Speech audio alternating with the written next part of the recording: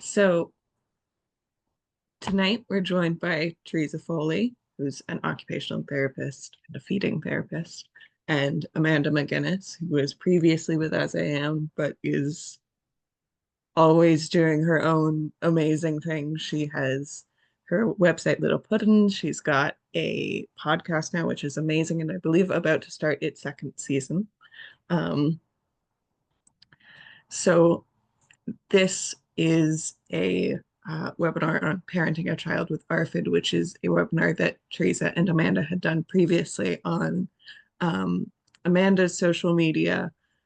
And so I think SAM can take very little credit for this, but it was such an amazing webinar that we just wanted to do everything we could to bring it to a larger audience to make sure that everyone had access to this amazing information from Teresa and Amanda. So we're very happy to be able to broadcast this further to make sure that everyone has access to this information.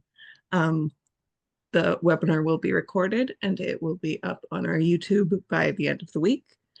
Um, we'll also be sending out a follow-up email tomorrow morning with the webinar recording and any resources that Teresa and Amanda talk about today.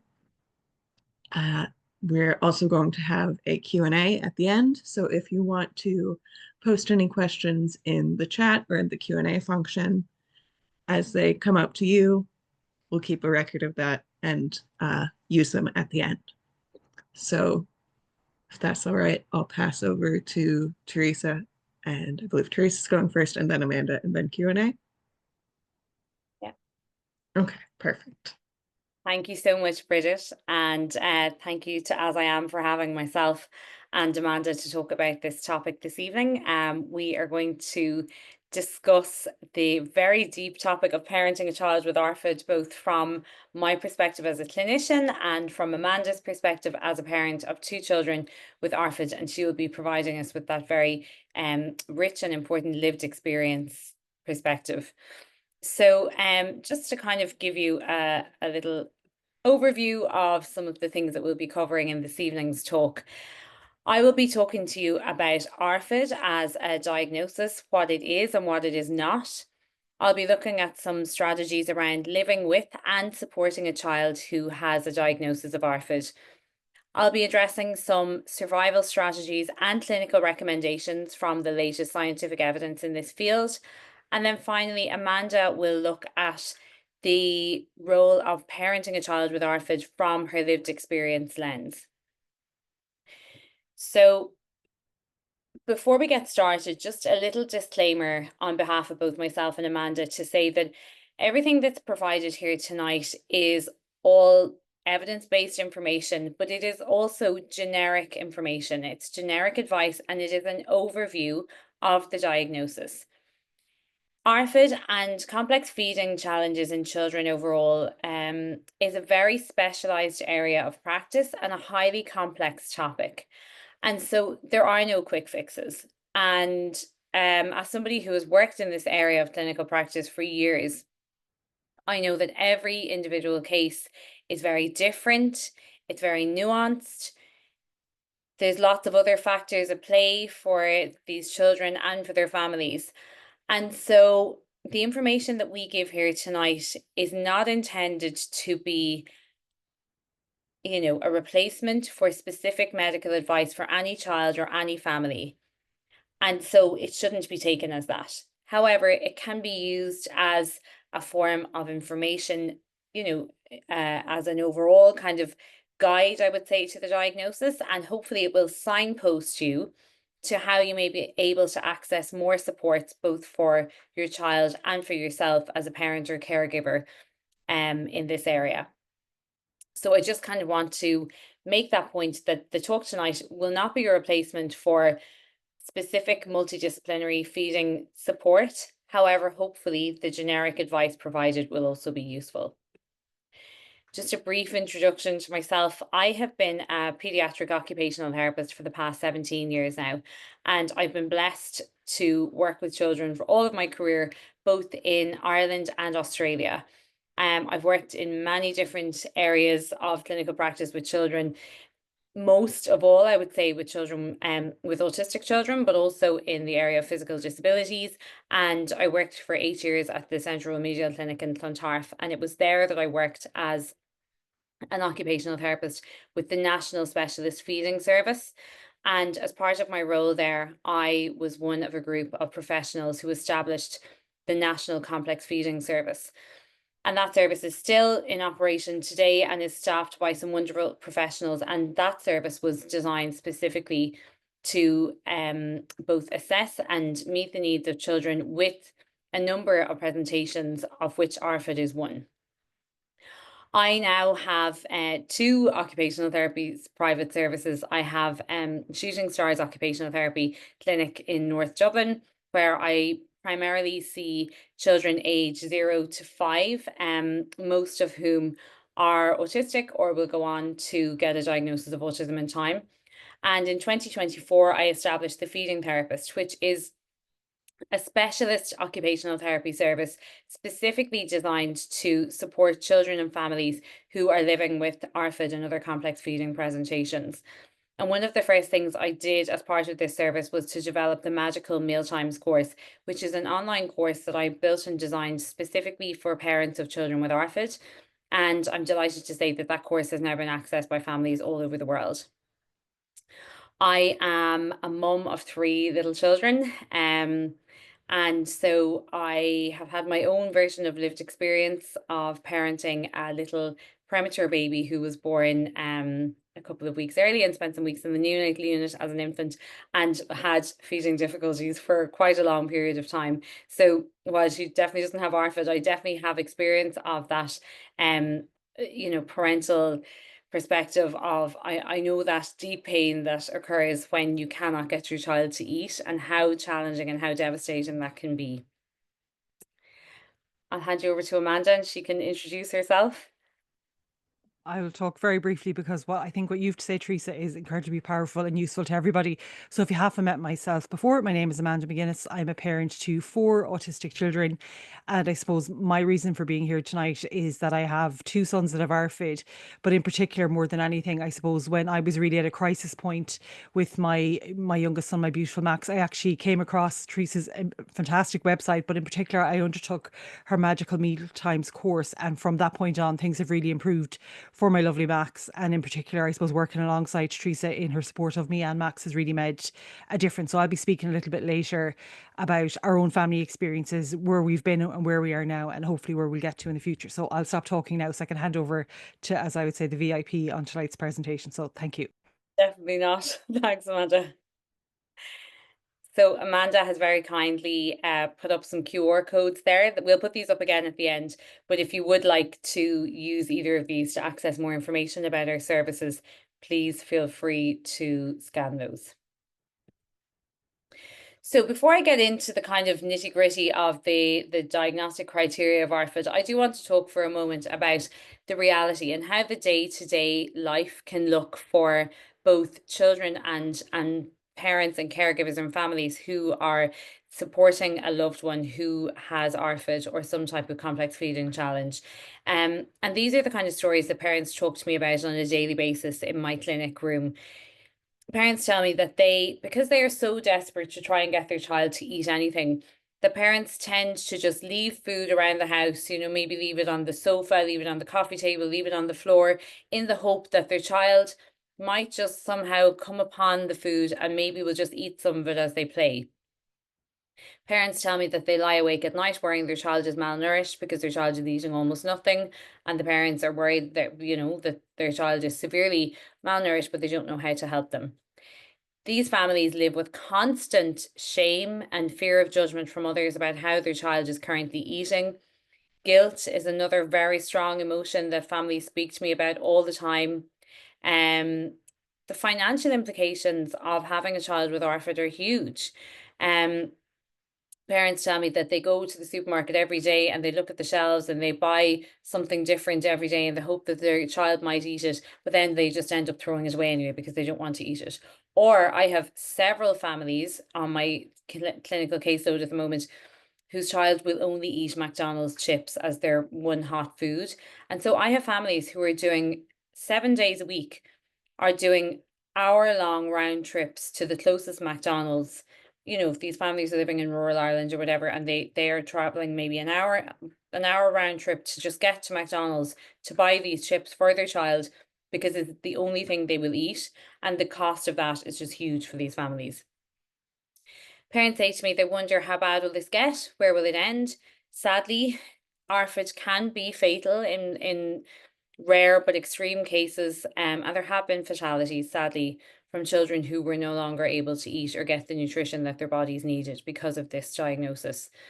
Parents tell me that they feel they spend their lives reading and researching and constantly looking things up on social media, and they feel like they're submerged in information, but they still have no idea how to access help or where to get help or where to start. Parents tell me stories have been told that this will pass, that their child is just going through a phase. But parents say to me, sure, I knew all along it wasn't just a phase. I knew it was something more serious, but that they feel like they're constantly banging on closed doors, just been told it's just picky eating or it's just a phase. And parents tell me that they feel like every morning they get up and they almost have to kind of steel themselves or, ready themselves, because every day is a battle to try and get their child to eat, to try and get something into them. And that they feel that this is a constant battle that they're facing every single day.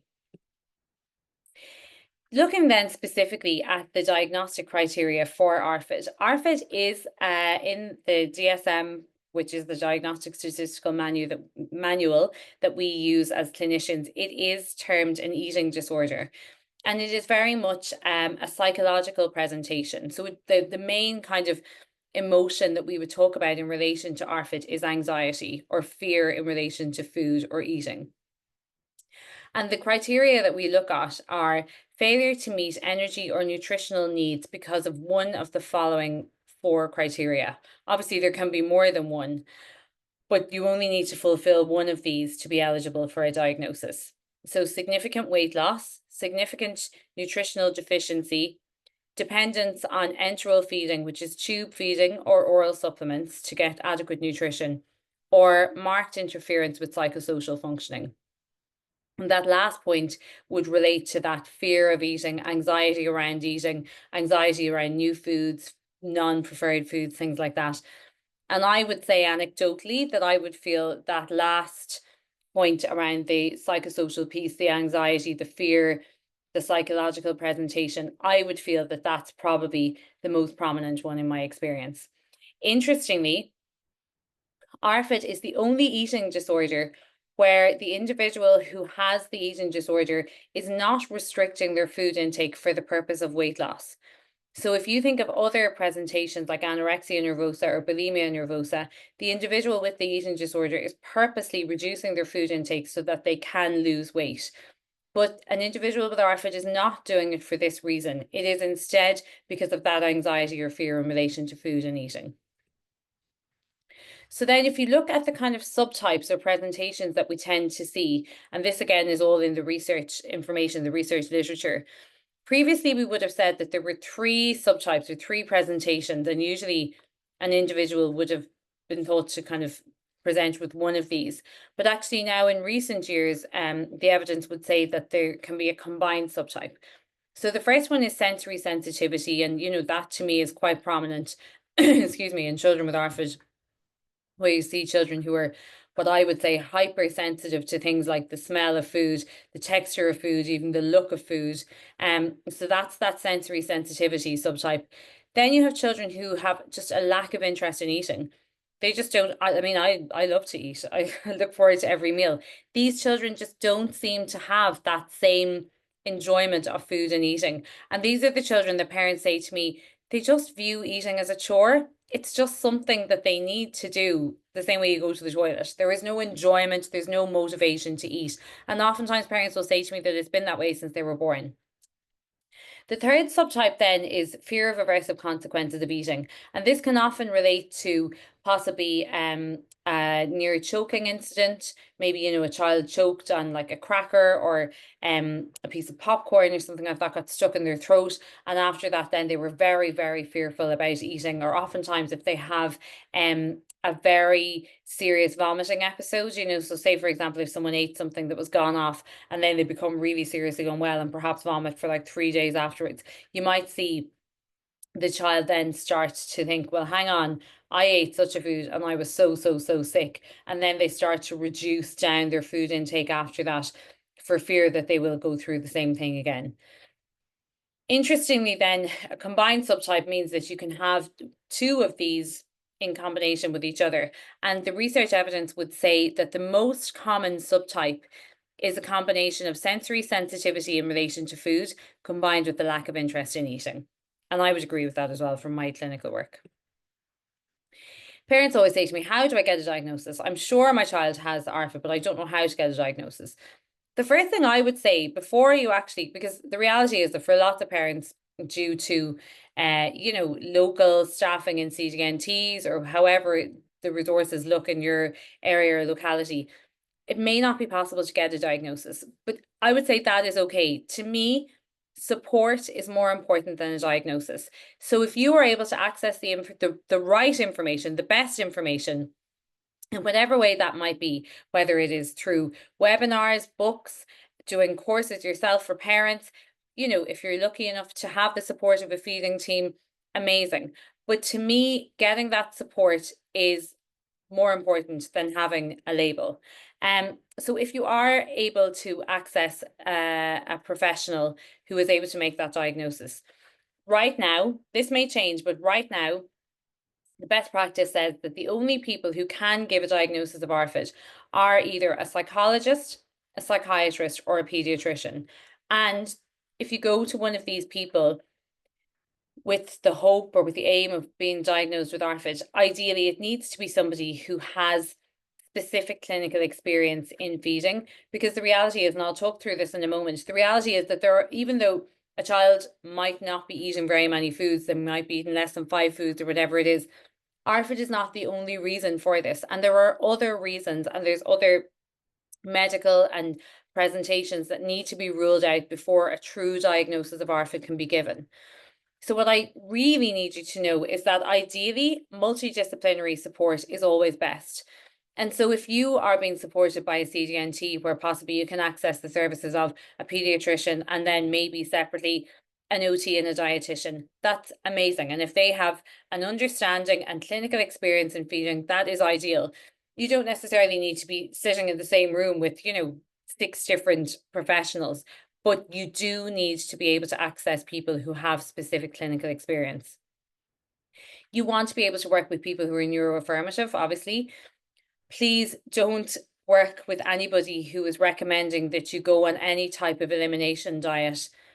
I know that there are people out there who will recommend that you might try, eliminating soy from your child's diet or eliminating casein or gluten or something like that. And sadly, I've heard some real horror stories around parents, spending their hard-earned money on these people who are saying to them, well, if you eliminate soy, it will reduce the inflammation in your child's diet, and then you might reduce their autistic symptoms and all kinds of horrible things. So please, if you have a child who's already maybe only eating 7 foods or 6 foods, and then you have someone saying to you, you need to reduce your child's food intake even further, please do not do anything like that until you go and speak to a pediatrician or a medic in the first instance. The last thing I will say on this topic is that it's a bit of a wild, it's a wild space out there in terms of information at the moment. And I am referring specifically to social media when I talk about this. If you go, I know myself, if you go onto Instagram or whatever it is, and you put in ARFID, you're going to get loads of information, but it's not all correct. And I can say that as somebody who has done lots of postgraduate training myself in this area, and I'm now doing lots of teaching of other professionals in this area. Not all the information out there is correct, and not all the information even coming from other pages or accounts or whatever that claim to be clinical pages, they're not all giving accurate information either. So the advice I give to parents in this space is Just because someone has lots of followers, that does not equate to clinical expertise. And actually, I would say that the best, in my experience, the best um, clinicians or medics or whoever that I have learned from over the years have no social media presence at all, or nowhere near it. So just bear that in mind.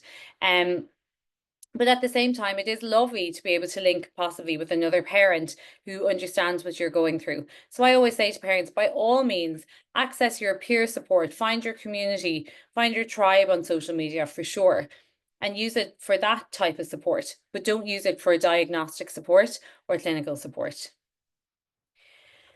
Obviously, I think we probably all know this, but just for anybody who needs to hear this, ARFID is not picky eating. It's not a phase. It doesn't just appear for a while and go away again magically.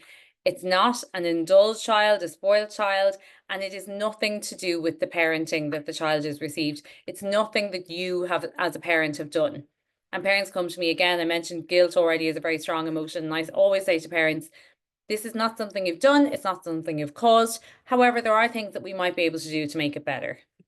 And that's, I suppose, where in my work at the feeding therapist, I'm so passionate about being able to help parents, even if they only come to me once, that we can have one session together, or if they do the course or whatever it is, that at least then they feel more empowered about having the best support or the best strategies in their pocket that they can then use to support their child at home. Interestingly, ARFID is, so I'll talk about this a little bit more in another slide, but there is a very strong overlap between ARFID and autism, but one does not mean the other. So just because you have ARFID does not make you autistic, or does not make you even neurodivergent. You can be neurotypical and have ARFID. But at the same time, just because you're autistic doesn't mean you have ARFID. So in my clinical experience and years of working with children who are autistic, I would say that I have some autistic children on my caseload who only eat maybe 7 or 8 or 9 foods. But they eat them really happily, and they eat them well, and they can eat those same 7 or 8 foods at birthday parties, at granny's house, at school. And actually, even though the parents say to me, well, look, obviously I wish they could eat, 25 foods. But of those 7 or 8 foods that they eat, there's no fear involved. They just eat them, and that's just it. And they might sometimes change up those 7 foods, whatever it is. But the profile that I tend to see in terms of, and autistic eating is not a clinical term, by the way, it's just, that is just my description of what I see in my work as an OT. What I see is a lot of preference for sameness around the foods that they eat, maybe the way the food is packaged, the way the food is presented, maybe the way the food is served. Maybe the child likes to eat from the same blue plate or the same blue bowl all the time, or maybe they like to sit in the chair beside the window, or maybe they like to eat, maybe in the kitchen by themselves before everyone else comes in. That tends to be what I see for autistic children who don't have ARFID. They don't have a massive fear. They don't have a massive anxiety around eating, but they do like to eat maybe the same certain foods on repeat or in the same way. And to me, that's okay. Obviously, it might not be the way that you would hope your child would eat or you would wish your child would eat. But if they are content and they're well nourished, then to me, that's okay. However, at the same time, I don't want to minimize the experience of parents who are supporting an autistic child who does have very specific preferences around eating, because I know how stressful that can be at the same time, even if it's not so pronounced or so serious to warrant a diagnosis of ARFID. And interestingly, the latest scientific evidence would say that, just in a research article that was published just this year in March 2025, the latest data we have says that up to 89% of autistic children will present with some level of eating challenges or differences. So that doesn't mean that they will all have ARFID, but it will mean that up to 89% will have some eating differences. So it's worth bearing that in mind. I want to talk to you for a moment about another condition called pediatric feeding disorder, because interestingly, PFD, as I call it, is more common in the general population than ARFID, but much less understood and much less recognized, I would say, in the general population and even amongst other professionals. So pediatric feeding disorder is different to ARFID because it is not an eating disorder, but it is a developmental delay in feeding. And it tends to present in the early childhood years. So you can see it in newborns, you can see it in toddlers, you can see it in children starting school, and it is very much about difficulty learning to eat. And what you tend to see is an impaired oral intake of food. And that can be for one of 4 different domains. So that can be either for medical reasons. So a child might have something like, say, cerebral palsy or Down syndrome, or it could be something like even a condition like reflux or tongue tie, or the list is endless in terms of medical issues that might lead to an impaired ability to eat well. It can be for nutritional reasons. It can also be for psychosocial reasons, or there can be challenges with feeding skills. And so when I say feeding skills, I mean things like literally just the ability to take food off a spoon, to be able to chew food, to be able to move food around the mouth successfully using the tongue, to be able to form the food into what we call a bolus and swallow it down and digest the food. So there's a multitude of different ways that pediatric feeding disorder can present, but it is worth bearing in mind and even reflecting on your own situation. Because if you have a child, parents will say to me, like, I think my child had ARFID when they were like 7 months old, because once we started weaning, they just got stuck on the first type of puree, or they could never progress through the different types of purees. And when I hear those challenges very early on, or parents are saying to me, oh, they really struggled to even latch, and we never really got the breastfeeding up, and I'm not saying every child who struggles breastfeeds a pediatric feeding disorder. I'm not. It's so much more complicated than that. But if there is that very early difficulty in learning to eat, to me that usually signals pediatric feeding disorder. And it is worth bearing in mind that you can have pediatric feeding disorder in infancy or early childhood. But if that is left untreated, or if the family don't get the level of support that they need, those difficulties and that actual disability in eating can then go on to become so pronounced for that child that they can obviously then have a big fear of certain foods because they don't know how to eat them very well. And so they can then go on to get a diagnosis of ARFID. So what started out as pediatric feeding disorder can go on to become ARFID in time. I spoke already about ARFID and autism, so I think we've covered all of that. Yeah, that's fine. I just want to talk for a few minutes then about living with and supporting a child with ARFID. And I'm going to look at these 4 kind of domains very quickly. Obviously, each one of these is a very complex area, and I'm only going to be giving you a very brief overview. I mean, I could probably give the whole lecture on one of these topics, and that would even then only be the tip of the iceberg. But I suppose just to start, if there is a child or a young person in the family who is really struggling to eat, I know from the stories that families tell me every day in my clinical work that the impact on both the child and the family and the siblings and the parents and the grandparents, it just cannot be underestimated. And some of the emotions and the experiences that I hear are, stress around the child not eating, fear about, are they malnourished? Are they going to get sick? Where is this going to end? We talked about the guilt and shame that the parents feel about, maybe feeding their child McDonald's chips 7 days a week. The social isolation is one that I think it's really important to highlight, because oftentimes if these children struggle to eat maybe outside the home, they're immediately prevented from being able to go to things like birthday parties, family gatherings, maybe eating out at restaurants because they're too afraid that none of their preferred foods will be available at the restaurant, so they just stay at home instead. If the sensory environment of different places like restaurants, or even think about it, classrooms at school, if there's loads of different food being served, oftentimes that sensory environment can be so overwhelming for that child that they just cannot eat in that situation. There's a very strong prevalence of mood problems and mood disorders with both children with ARFID and also with the caregivers. So things like anxiety, depression, even burnout, all of those things are very well documented in the evidence with these families. I spoke about the financial implications already of repeatedly buying the same food and often it's not eaten. I do often see burnout both for the child and for the parent, because if you think about it, how many times a day do we all eat? And so if you say conservatively, most children eat 6 times a day. And so for these parents, if 6 times a day they have to try and attempt to get, or maybe even more, attempt to get the child to eat, and every time they're told, no, no, no, I don't like it, I don't want it, yuck, whatever it is, that is just really soul destroying. And I always say to parents as an OT, as an OT, like I support children with lots of different functional difficulties. So, whatever it is, toilet training, learning to write, whatever, dressing skills, whatever it is. But I do think that if you're trying to get a child to eat and the child, for whatever reason, is unable to eat, I think it is so thankless.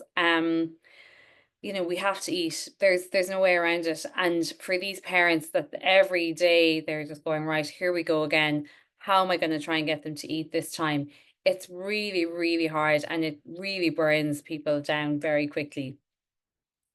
I'm going to talk a little bit more in a moment about the relationship piece, and the kind of the fact that all feeding occurs within a relationship. But there's a lot of evidence actually to show that the impact of these feeding difficulties can impact family relationships so deeply. Um, the parent-child relationship, obviously, the relationship with siblings, even grandparents. I'm going to give a talk at the end of May, specifically to grandparents who are supporting children with ARFID or complex feeding challenges, purely because, so many families are blessed to maybe have a grandparent who collects a child from school or cares for a child after school. But if that maybe understanding or possibly even generational differences around feeding and how we should eat well, and you don't leave the table until your plate is clear, and all these kind of messages that we would have grown up with, if that understanding is not there, it can lead to so much disagreement and stress for the child, and differences of opinion between generations, and so it can become very stressful. And also, like, eating at school for children with ARFID is a massive challenge. And I would say I have lots of children on my caseload who right now are just not able to eat at school at all. And so some children that I work with are so blessed to be supported by wonderful teachers who will just try anything, and they often have little tricks up their sleeve that I wouldn't even have thought of, just to try and gently present any kind of preferred food to the child. But within that, then at the same time, I do feel that we have a long way to go in terms of promoting neuroaffirmative ways of eating within our schools. So as I mentioned there, all feeding occurs within a relationship. And when you think about it, if you're a parent or a caregiver, when we give birth, when we have our precious baby, as somebody who's had 3 of them, when you have your baby and you're handed your baby, the first thing you do is feed them, and regardless of what way you feed them. Feeding is the way that we nurture our little precious little babies and our precious children, and that is the way that we nurture them, and we bond with them, and we care for them, we show love for them, and that is one of our main love languages as parents and caregivers. But if that is not working, or if you cannot get the child to take the bottle or breast or then wean onto solids or whatever, it can very quickly escalate. And there, a lot of what I call tricky emotions can start to develop very quickly, both on the side of the parent and on the side of the child. And so, really interestingly, the evidence now shows that if you have a child and a parent who are struggling with the whole feeding thing, whether it's getting feeding started or whether it's years down the line later when these feeding difficulties are kind of well ingrained, and maybe the kind of arguments are still happening around eating, that those differences of opinion and those difficulties can extend much further into the parent-child relationship than just at mealtimes, if that makes sense. So even though it might have originated just at mealtimes, the implications of that can extend much further into the parent-child relationship. And so some of the things that I would like you to think about and maybe just reflect on how these things look in your family or in your household are, I suppose, how can we help a child to feel safe and secure at mealtimes, and to feel that they can trust you as their parent or as their carer, that you won't put anything, as I say, too controversial out in front of them, that you will always let them know that their preferred foods, or what some people call their safe foods, that they will always be accessible to them in some shape or form. And so then the child or young person feels safe, and they know that they will be able to trust you as their carer, that you won't put anything out in front of them, that they won't be forced to eat anything they don't want to, and that they won't be put in any scary situations around food. Interestingly, we both, as parents and as children coming to the mealtime, coming to the table together, each have roles and responsibilities. So there's a kind of a mantra out there, it's called the division of responsibility, and there's a line out there: you provide and the child decides. Ultimately, if as parents you are serving a variety of nourishing food to the child at regular intervals, and providing positive situations where the child can eat well, so whether that is, at the dinner table, or if the child's not able to come to the dinner table right now, maybe that you are allowing them or supporting them to eat in another room on their own, or however they need to eat best. That is all ultimately that you can do. And then we have to trust that the child will be able to access food as and when they need it, and that they will be able to tune into their own appetite and their own ability to regulate around food, and that they might eat more on certain days, they might eat less on other days, but that is okay. Other strategies that I want you to take away from tonight are: please don't ever use any sanctions or consequences or bribes or rewards or anything like that at all, because all that ultimately does is it ruins the trust element within the feeding relationship. So, for example, if you're saying to a child, just 3 more bites, okay, you might maybe get the child to eat 2 more bites in that moment, but really, is that going to change their nutritional profile overall? It's not. But all that it will do is that it will tell the child, I'm just been forced to eat food here that I don't want to eat. And then they will start to think, this is not for me. I don't feel safe here. I don't feel comfortable here. I've just been forced to eat things that I don't want. And they will start to pull away from food and eating even more. I primarily work from a responsive feeding therapy approach. And if you are maybe going to engage with another health professional, another feeding therapist, this is not the only approach by any means, but it is one that I work from, and it recognizes that feeding recurs in a relationship, and it is a lovely holistic way of supporting children with feeding challenges. Again, sensory processing is a massive topic, but I'm just going to fly through it here in relation to eating in the interest of time.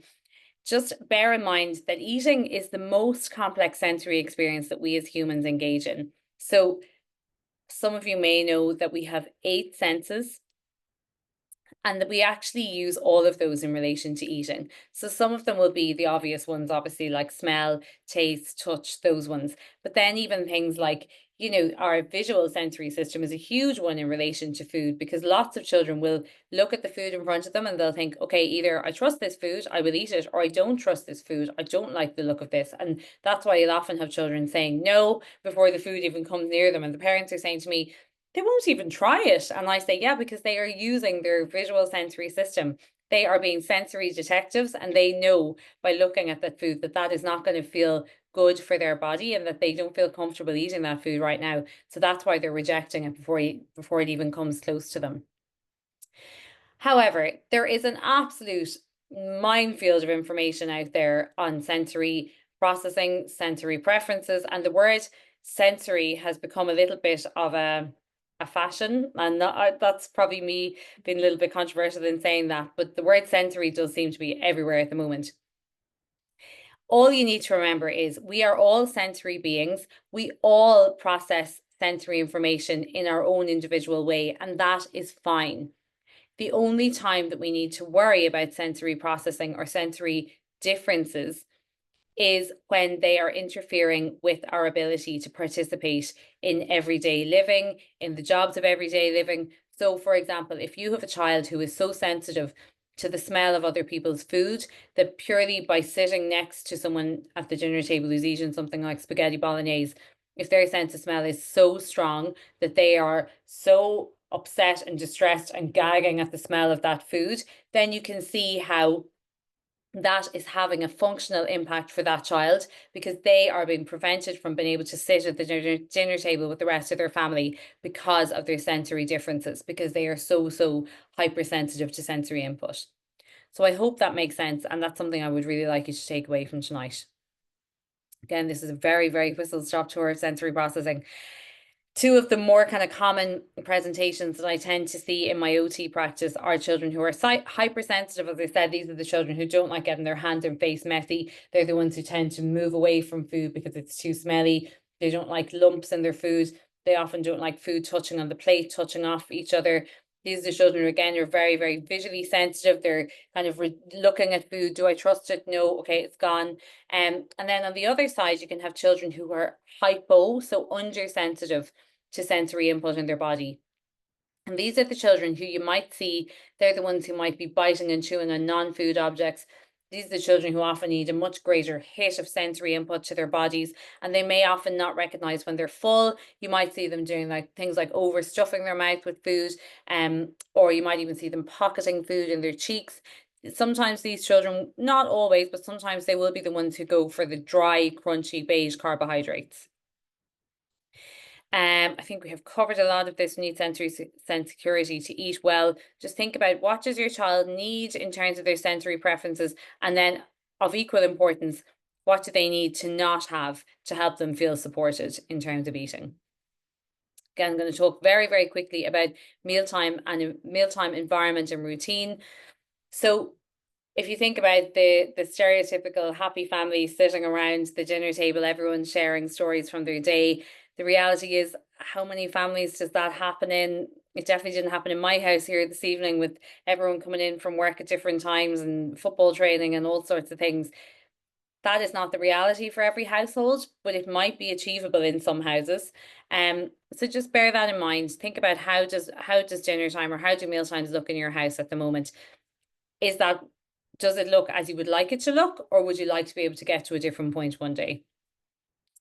So, again, parents say to me, well, we're all out in the kitchen and we're sitting around the table and we're having our dinner, but my child with ARFID is in the next room and he's sitting there watching television, wearing a pair of ear defenders, eating a bag of Doritos. And they say to me, sure, how can I join my child in that? They're in a different room. They don't want to be anywhere near us.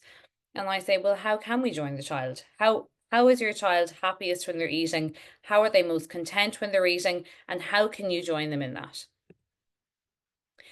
Some considerations around real-time environment and routine. The sensory environment may be too overwhelming for your child. Eating beside others might be too hard for them. There are certain children who only want to snack and graze all day. And these are the ones that I call the ones who like to graze and go. And these are often the children who are just up and down from the table, or maybe never even come to the table. They're just the ones who are moving around the house all the time, just eating like processed snacks, and that's fine. However, if you're concerned about your child's calorie intake, there is evidence to show that children who are able to sit and eat a meal can actually eat up to 50% more food in one day versus the children who are up and down and just eating snacks on the go.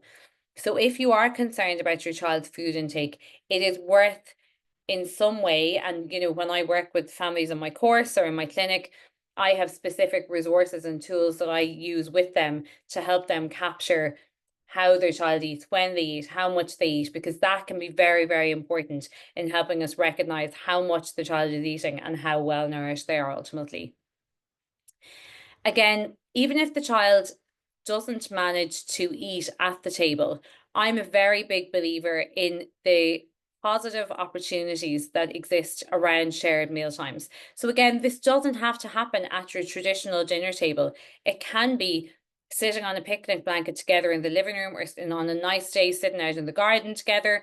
It does not have to happen at your traditional mealtime. However, it's any opportunity where a child can observe others eating in a relaxed and in a pressure-free way, and observing, lots of lovely role modeling around eating. So even if the child maybe is not ready to, say, for example, eat carrot sticks, they might still enjoy watching you biting into them, coordinating all of your lovely oral motor skills in the way that you bite into the carrot, then you chew it, you move it around your mouth, and even just observing you, kind of that enjoyment that you're getting from eating different foods.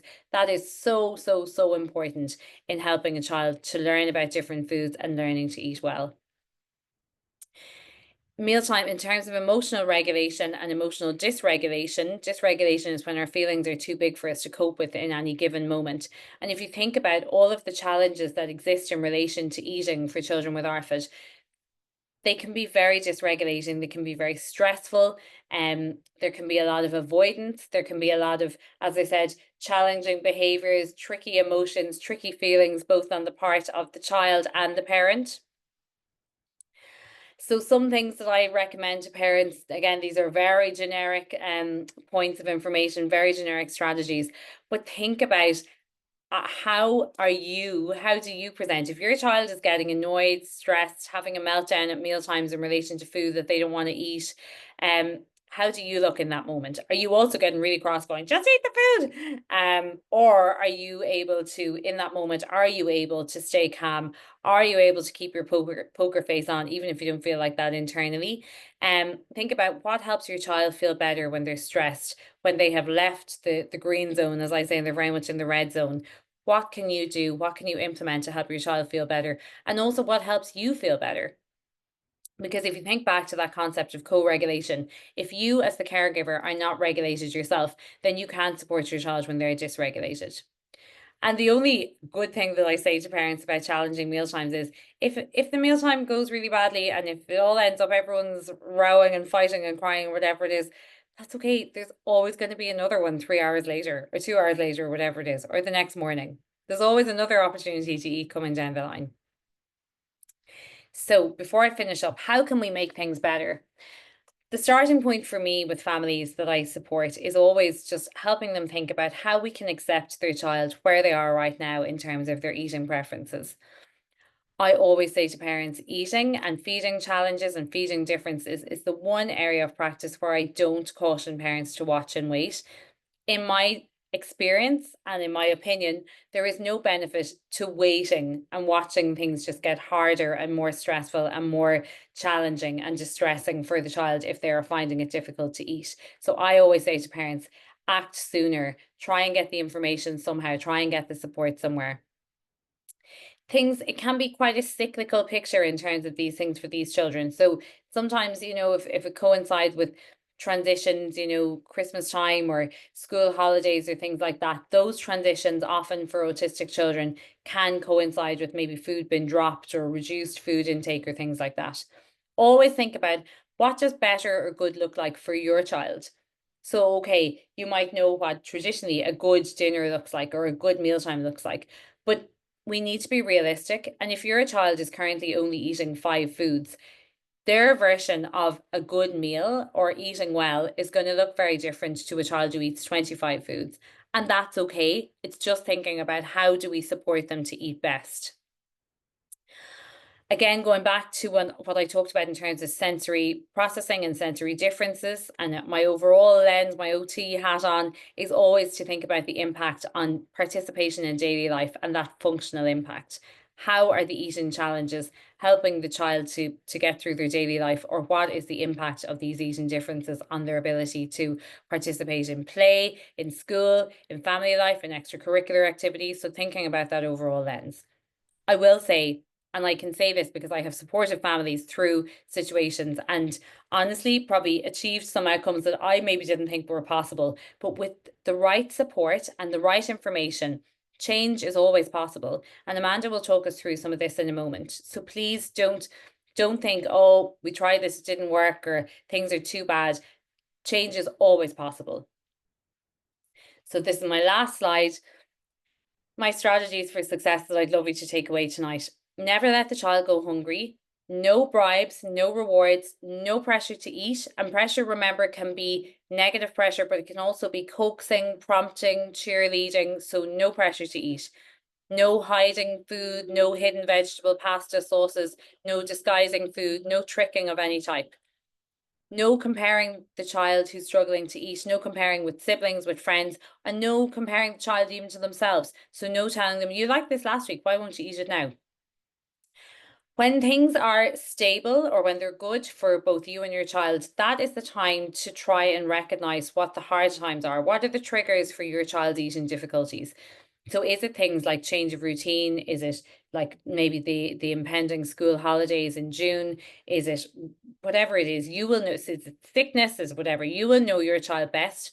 And I always say to parents to plan when things are going well. That is the time to put your support strategies in place.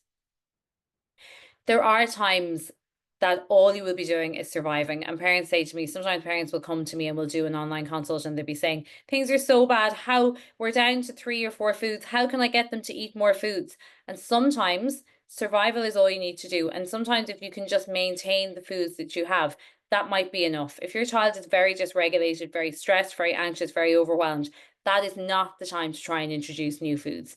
So sometimes survival is enough. Okay, I'm going to hand you over to Amanda now.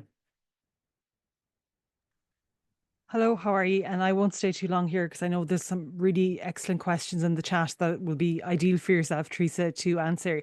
So I suppose I'm really just on the call tonight talking from the lived experience, and I have two autistic sons that have ARFID. I have my gorgeous Connor, who on my screen is just above where it says family experiences. So it's my gorgeous Connor now. He's about a foot taller even from there. So he's about 6 foot now. But I suppose going way back when I suppose I was first understanding ARFID. So Connor would have been, I suppose, way back when identified in the hospital as having kind of restrictive food intake. They didn't call it ARFID in those days. He's 15 now. But I would have been, I suppose, I would have been told that he was restricting his food intake. And he eventually was so unwell from not eating that he was put on, I won't name the brand of the drink, but a high nutritional supplement because he was literally not eating anything at all. And that went on for quite a long period of time to the point that we were afraid he may never eat. And I suppose eventually, things got a little bit worse for a while, but he eventually then one particular day, I don't know why I had bought this brand. I don't know if it even exists anymore. It's a long time since I had infants, but it was hip organic and it was risotto rice in the shape of a heart. And I probably bought it because it was the shape of a heart, because I like hearts. And I remember bringing it home, and for whatever reason, he just showed an interest in it. And he was non-speaking. Now he's very recently trying to speak lots, which is amazing. But at that point, he was primarily completely non-speaking, and he was showing interest. And again, but I was following his lead. There's lots of things I definitely think I got wrong. I definitely was trying to hide when he did later learn to eat food, like as into orally eat food and not just through the supplemental drinks. I was definitely doing the things where I was hiding the food and kind of overly coaxing him, like, come on, you'll have another one. But what I noticed, as Teresa rightfully said, that would create more further anxiety for Connor. So I learned to, I suppose, unlearn all of the things that I got wrong as the years went by. And Connor today would eat a very not massively broad diet, but he's 6 foot something now, and he's quite slim, but he'll eat apples, he'll eat a varied diet, but it's a very particular varied diet. But at least for Connor, I can see where we were, I can see where I learned skills along the way and where we are now. And then my gorgeous Max came along, and again, I suppose that's what Teresa kind of said as well, that whether you have one autistic child that has ARFID or two, they won't be exactly the same. And the needs of one won't be exactly the same as the other. But I suppose I learned a lot through the mistakes I had made way back when as a parent starting out with an infant with ARFID. And as Teresa said, he always found it particularly difficult to eat.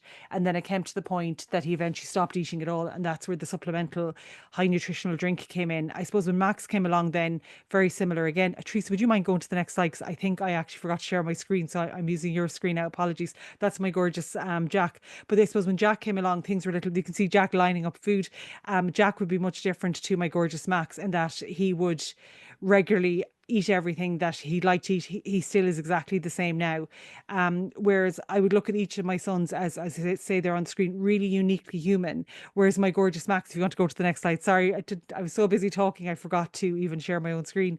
I suppose what has been really helpful for me, I suppose, in one way, is first of all, as I said, getting to know Teresa. Quite literally, I had booked in and undertaken totally independently before I ever got to know Teresa, her magical meal times course. And I remember thinking, this is absolutely exactly what I need.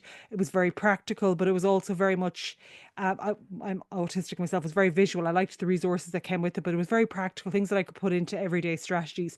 But in particular, it was focusing on what were the needs of my child. Forget about what traditional, you're all supposed to sit down and eat at the table together. It was about what did Max need and what were the triggers for Max and what would help Max feel comfortable.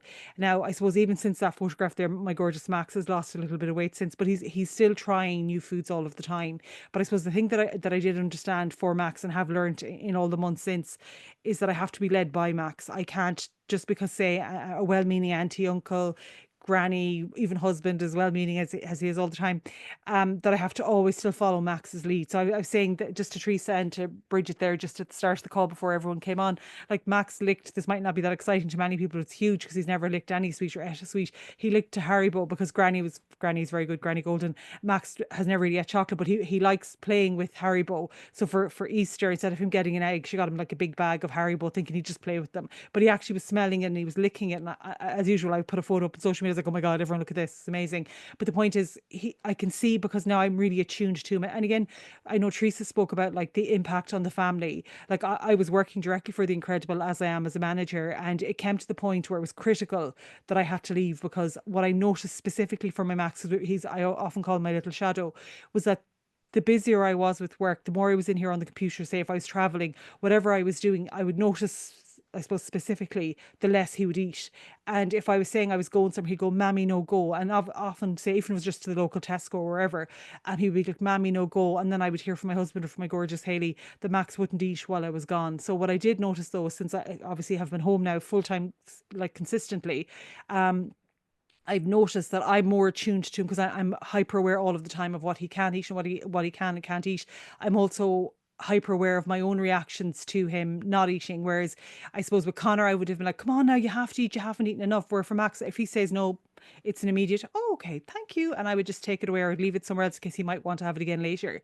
But I suppose I've learned more than anything to be led by Max, to mask my own anxiety while I'm around him, because from that co-regulation piece, if I'm in any which way a bit dysregulated or extra worried about him, he'll be like, Mammy, no sad, Mammy, no angry. And not that I'd ever be angry, but he's like, Mammy, no angry, Mammy, no sad. He's hyper aware all of the time. And I was saying this to Bridget just at the top of the call. I was saying he was looking at food the other day, and I have a fidget here in my hand, but say when Teresa was on about that real anxiety and fear, this is how I would see it through my Max. He was looking at something.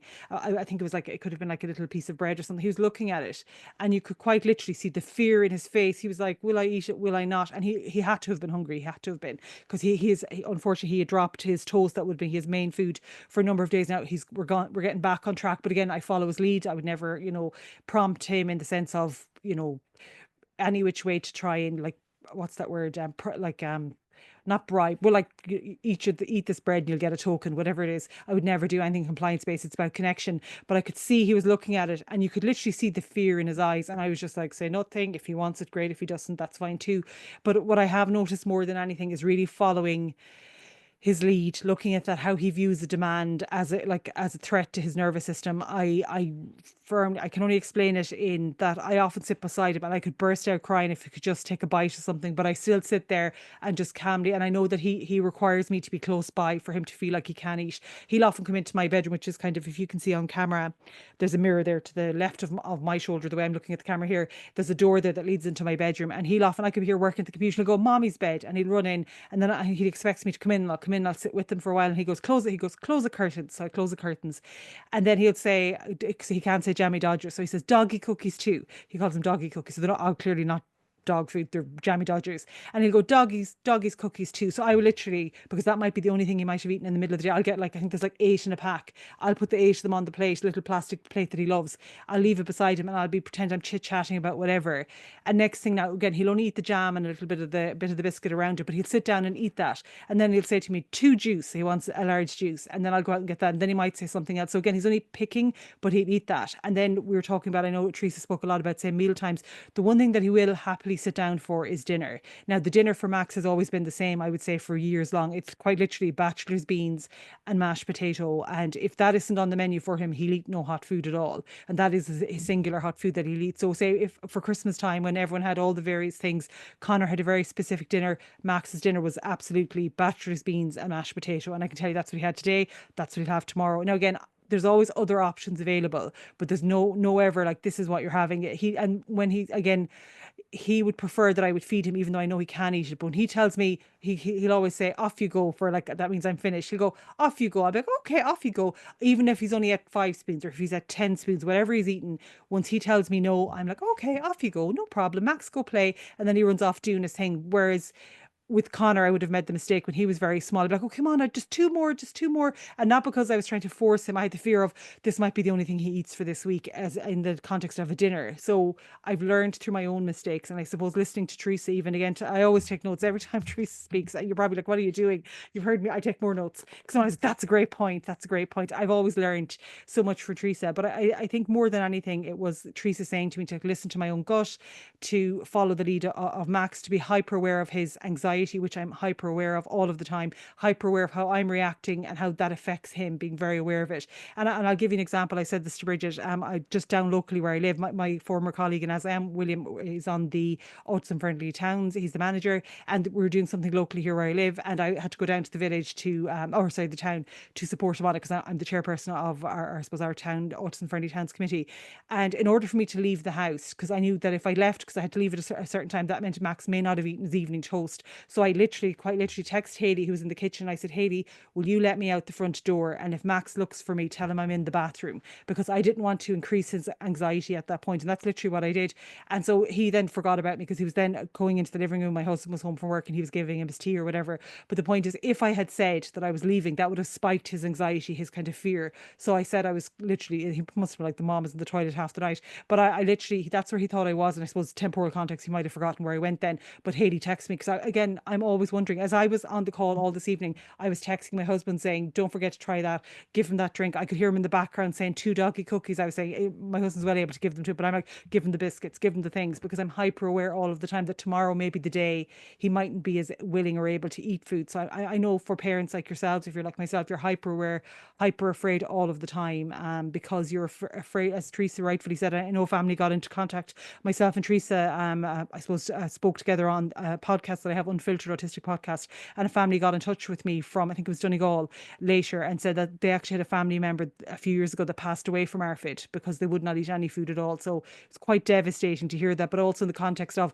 you'll see in the picture, Max is wearing like a winter blue coat. He's had that since he was about, I would say 3.5, 4, and that still fits him today. And I was saying to Bridget, we were chatting about like social media and different things, and I was saying, Joe, I think it's a little bit sad. Like, everyone is seeing me like putting up lovely photos or videos of my kids outside playing in the summer, and you might notice Max has a lovely baggy jumper on just to keep him, warm, because he has asthma like myself. And but actually he had 2 jumpers on, and the jumpers were still baggy, because he won't wear the coat often for me. But I put on the 2 jumpers, and I just thought it was so sad, because it looks like he's wearing a baggy jumper, but he's actually wearing 2 jumpers and it's still so baggy on him. So I think the piece with him looking so slim and being so small, when all of his other brothers and sisters are all, I always say, I get wider every year. My children all get taller. I don't seem to get any taller, but they're all hitting around the 6 foot, or they're definitely going to all be around 6 foot tall, I would think. And my gorgeous Max is still in, I suppose, that size 6 clothes, and he has been for a number of years, and I would say potentially for at least another year, if not more. If you want to go on to the last slide, Teresa, I think I'll get off this, since I know there's loads of questions coming in. I suppose my best piece of advice as a parent to parents on the call, whether your child, and I know that from the questions coming in, teenagers, young adults, or smaller children, what I will always say is love them fiercely. And what I mean by that is support them to know that you love them, that like to really see that you're following their lead. That's what I mean by that. Love them fiercely. Let them know that it's okay, that if they find it tricky, that a no is an absolute no, and help them to know that you're guided by them in a very gentle way, that if they're saying no, then a no is just as good as a yes if they had decided they would, or they did, or they didn't want to eat. So for me, it's, as I always say, love fiercely, guide gently. Let them know that no matter what, as I say for my gorgeous Max in the photo there, no matter what, I'm here with them always. But if something is too scary for him, whether it's a biscuit, whether it's toast, whether it's, maybe it's my cooking, maybe it's the dinner, whatever it is, I'll be guided by him always. But absolutely, that he knows that if it's a no or a yes, I follow his lead, and that I'm still always going to try quietly in the background. But more than anything, that I love him more than anything, and that he can feel safe in that. So thank you very much. Thank you so much, Amanda, I could listen to that all day, about how you speak about your children, and so eloquently, just I think just the richness of how you describe your interactions with the children is so beautiful. Just to finish up, before we move on to the questions there, we have just put together some resources, a very small amount of resources, because we don't want to overwhelm you with more information that then you will feel, you need to start reading more things. But just a few things. And if you are interested in learning more about ARFID or pediatric feeding disorder, there's a couple of resources here that you might find helpful. Bridget, will we move on to the questions and answers? I've been having Of a course. quick look there just while Amanda was speaking. I did just scan the questions there just to kind of see what the main themes were emerging from the questions. If you're happy for me and Amanda to kind of go through those, or would you rather, whatever way you'd like to do it?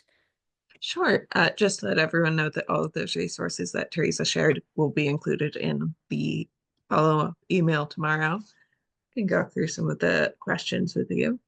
So the first one we got in is specifically about having difficulty accessing the diagnosis because the child is a healthy weight. So I know you showed the Venn diagram earlier, but it seems that some clinicians can put a lot of focus on the weight, even if there's the lack of healthy eating and other symptoms of ARFID. Is that something you've noticed? Is that something that So you can absolutely have a perfectly healthy BMI. Your bloods can be perfect, and you can still have ARFID. So there is a myth out there that you can only get a diagnosis if you're below a certain BMI or your blood profile is whatever. No, you can have a totally normal BMI. Your nutritional bloods can be perfect, and you can still have ARFID. a lot of questions coming in about eating at school? Are there any specific tips for teachers to help with eating at school, especially around when school meals are provided and there's uh, I difficulty with cafeteria, things like that? Yeah, I think this is something that I probably will try and get to at some point in terms of doing a talk or some type of support around this, because the onset of the hot school meals and hot school lunches in Ireland has been really positive overall. As someone who no longer has to make sandwiches in the morning, I personally like about it.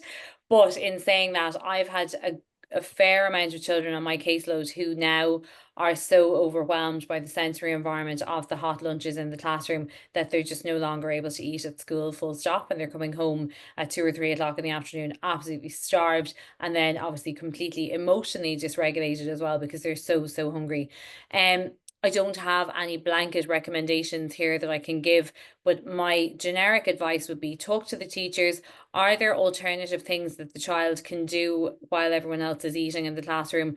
Or is there somewhere else the child can go to eat without them being singled out? Obviously, everyone wants to be like their friends, but is there, can they eat in the center room? Can they eat somewhere else? Can they go on a job with another friend? Talk to the teacher and see, is there some kind of compromise that you can come to? The other thing that causes me a lot of annoyance and rage is the Food Dudes program. I'm not going to get into it now, we'll be here all night. But if that is something that is in your school, again, just be as proactive as you can. Talk to the teacher, remind them that your child has complex feeding challenges, and that's not something that's going to serve them or meet their needs. Amanda, is there anything you'd like to add into the school piece there? Had myself on mute because I could hear Max singing Boss Baby, the theme tune at the back at the top of his lungs just out in the hall. He's just going for it. I think one thing I actually forgot to say, just reminded me there, you're talking about Food Dudes, is one thing that I have noticed. I know you referenced it, and something that I did actually mean to say and it went out of my head. I'm listening to Boss Baby going on in the background. Is for parents just like myself that are on social media, again, sometimes desperately looking for information, to be very careful, not only with the information that you're reading, but to not kind of, I don't say Food Dudes in the similar context, but like products, or I don't say Mm. gimmicks, but like, oh, this will help, this magical, whatever it might be, whatever it could be, this cup will help your child drink the soup out of the cup.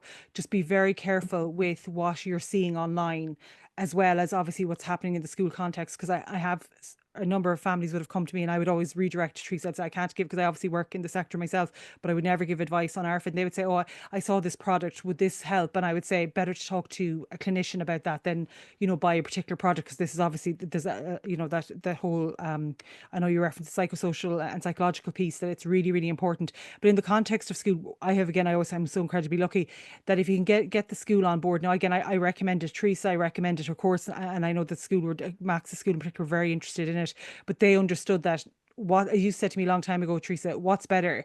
What has more calories? No food, or Max eating jammy Dodgers in his lunchbox? And when I said it to to the teacher, she was just, oh, she's outstanding, Max's teacher. She was just like, I totally understand, totally agree. So it's maybe explaining to the teachers, or again, directing them, as I did for Max's school, directing them to Teresa's website. Again, the QR code is there on the screen, to get them to go over there and read that information. Or again, as Teresa said, to make sure that if they are, say, looking out for someone to give them good information, to make sure it's to a clinician, not only a clinician, but someone with those years long, not even lived experience, I suppose, clinical experience, working directly with families, working directly with other professionals, and making sure that they have a strong understanding that this isn't a gimmick. This is quite literally, if he doesn't eat the jammy Dodgers, or as Matt calls them, doggy cookies, there may not be any other food that day. So again, we've been very lucky, and one thing I would say as well is saying to school, this is what's working at home. So if it's working well at home, let's get it working well at school. And that is definitely what has worked well for Max. So on days he can't eat the toast, they have, like, I literally send him boxes of cereal and all the things they pull from the reserves of what he might eat, and they're happy for him to try all the foods, we'll say, if that makes sense. So again, quick roundup: be careful with the advertisements you're seeing online, and make sure you're going only to, say, people that are experts like Teresa. And again, linking school in with, expert information website like Teresa, to help them inform themselves. So then, sometimes if there's a little bit of pushback, it's often that they might have had the opportunity to participate, say, in professional development in that area. So it's giving them those opportunities and directions. Very interesting question around the same sort of, not quite food dudes, but same vein, of a question coming in from a dentist who works with reducing sugars in children's diets from the angle of preventing tooth decay. Is there a way that this can be done within the knowledge of ARFID and supporting families whose children have ARFID, or is this a trying to find something to say rather than a priority of, like, which health concern comes first? So just to clarify the question there, am I correct in understanding that it's how to kind of reduce sugar intake while also Yeah, respecting child's food preferences? Is that fair? from a Taking that. dental health concern. Yeah. Okay, brilliant.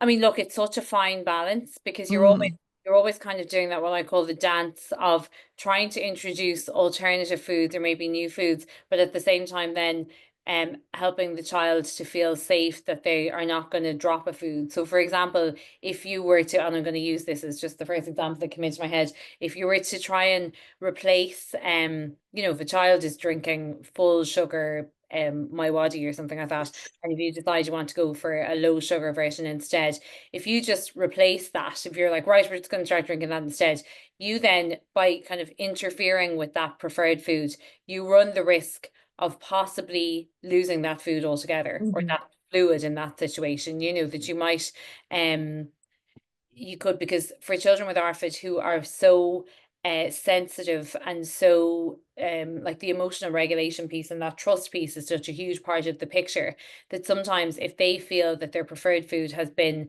tampered with or interfered with, or they actually, individuals with ARFID will use the word contaminated, um Mhm. then you do run the risk of losing that food altogether. So and this is where the multidisciplinary team approach is so, so, so vital, because again, I can't give you a generic answer here for that tonight, because every Yeah. individual case is so specific and so different.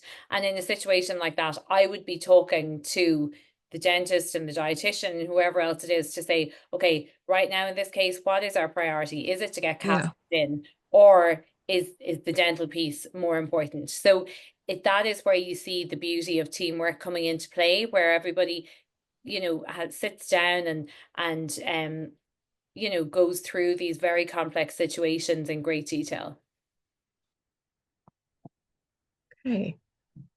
Another one with a lot of the questions about teenagers coming up is if there's a specific onset of ARFID, if this is something that, like the more motor difficulty eating, is something that's existed since early childhood and has flares, or is this something that can start when the child is 13, having no prior difficulty with feeding? Yeah, that's a really interesting one because in my experience, you tend to see these things appearing much earlier. So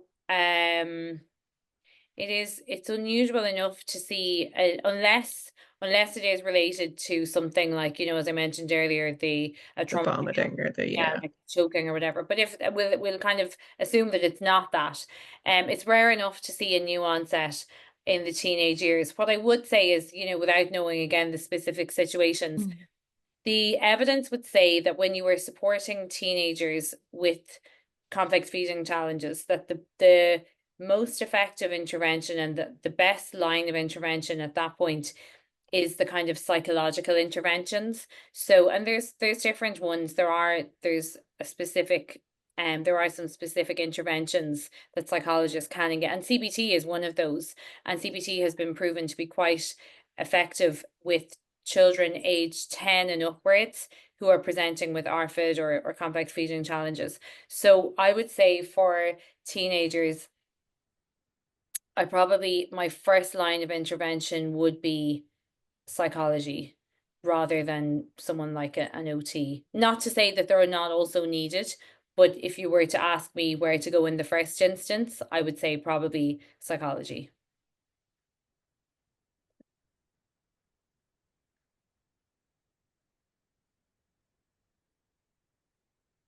Okay. Is there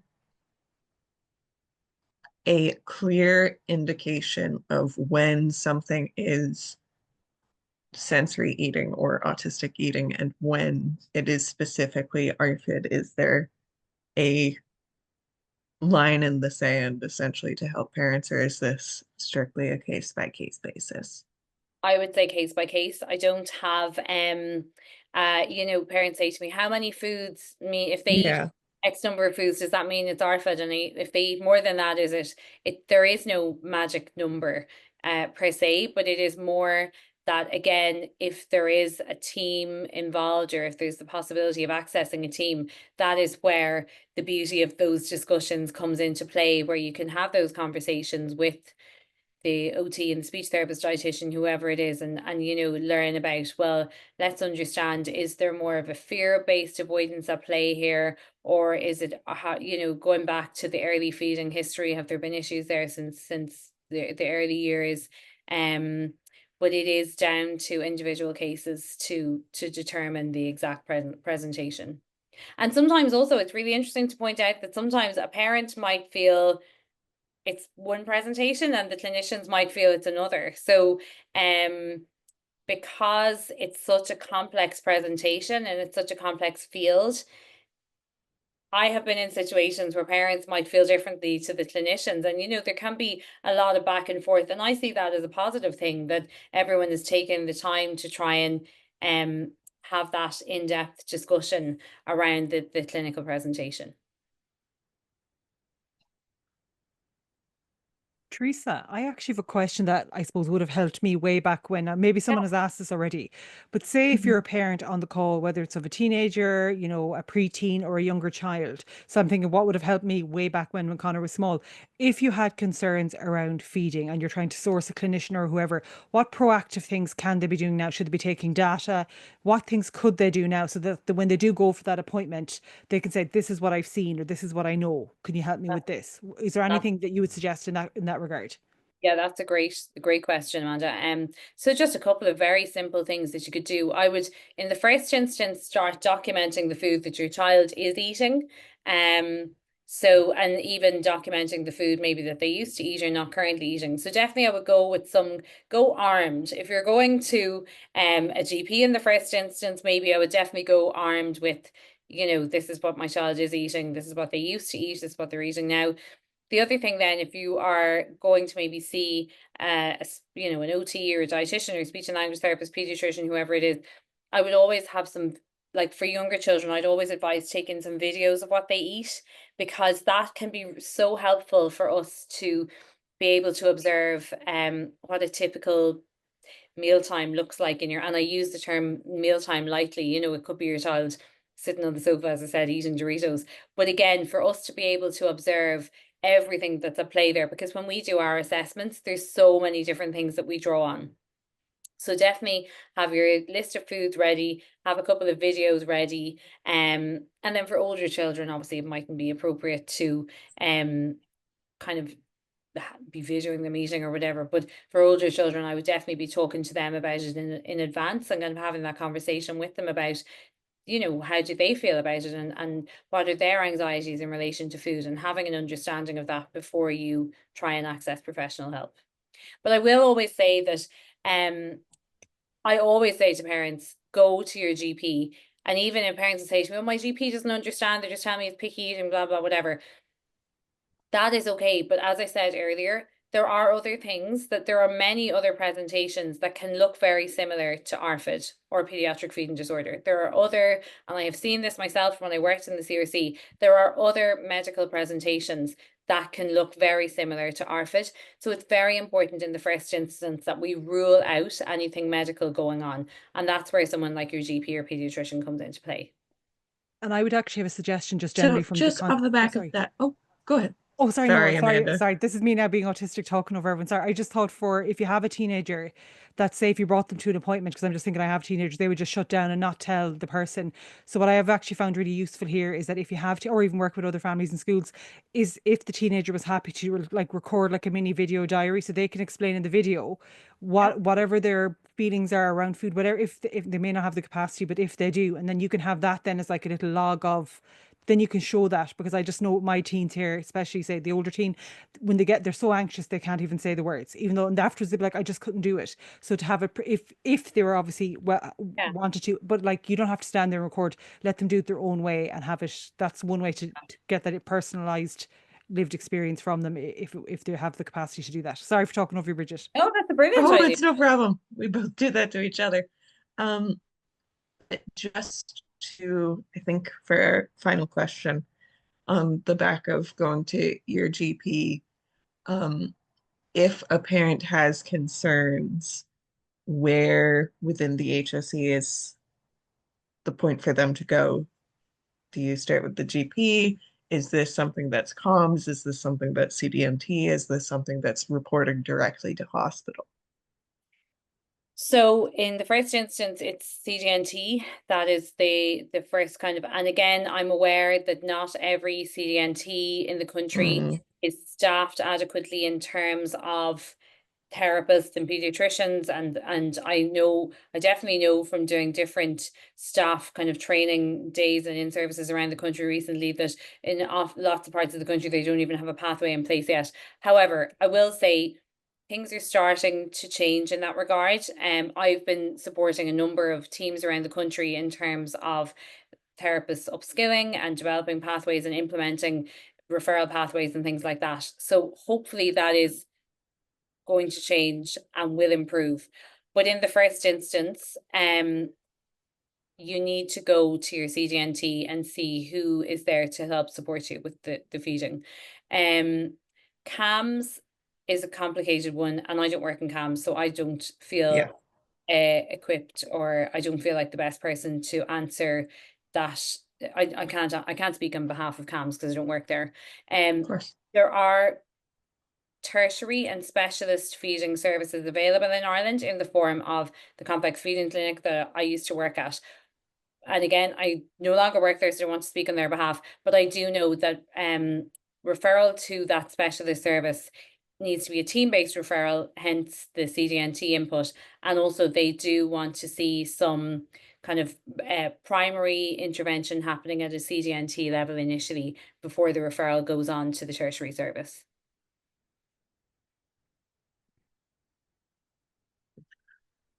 Okay, so I think we're gonna wrap up there tonight, if that's okay with everyone. Um, just want to say thank you to Teresa and Amanda once again. I'll be sending on the recording and the slides and the resources that Amanda and Teresa put together tomorrow morning. And the recording will be up on our YouTube by the end of the week.